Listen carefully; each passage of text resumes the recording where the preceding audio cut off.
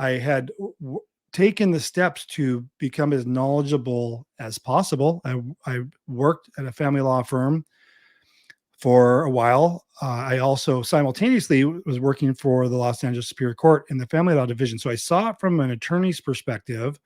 I saw it from the client's perspective as far as, how working directly with clients and what paperwork needed to be done for a divorce.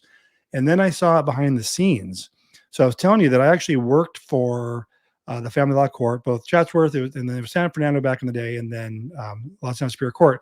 And I would work as the judge's judicial assistant for the self-help center. So I wasn't in, each court has a self-help center where you can go in, and I don't know if you can even go in anymore. I think it's all done by Zoom, but go in and you help people do their paperwork. That's not what I was doing.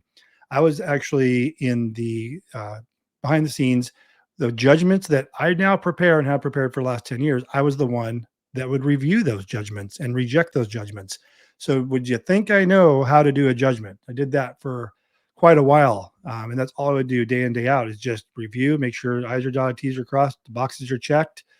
Procedurally, the paperwork was done correctly, reject them. And we rejected probably 90% of the judgments that would come in. So I am the perfect person to handle your divorce judgment. If your judgment's rejected, I tell people I feel like I'm the Matrix.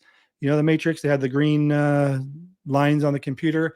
I can look at a case summary and I can tell you exactly what's going on, what the problem is. I can assess rejected judgment sometimes and many times better than the court, because they're not perfect either. And I know I'm patting myself on the back a little bit, but I am really good at that. I'll even see a judgment that went through, like part of the process was approved, like say the entry of judgment was approved, and there's certain things that can reject that. And this just happened last week. The client hired me. I reviewed. They sent me all their paperwork. I was like, ooh, that's not right.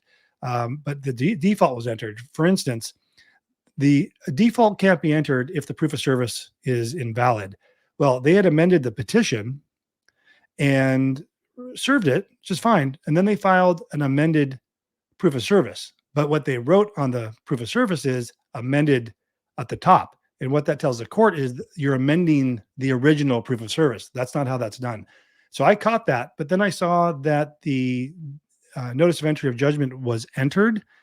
So I was like, I'm not going to say anything. So we submitted it. So just to go back, what should have been done is you would write on the summons, on the proof of service, where it says what you served, you would say amended petition, amended summons, and they didn't do that.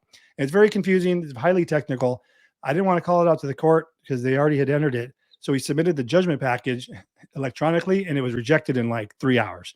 And they said, we made a mistake. Sorry, the proof of service is invalid. And they explained what they explained. And I said, yeah, that's what I saw too. But big deal. We amended the proof of service properly, and then directly right behind that filed the judgment. It was approved the same day. So thank God for electronic filings in LA County. Good job, guys. I wish the rest of the state of California, since we file in every county, would get on board, because it's really bad in some counties. So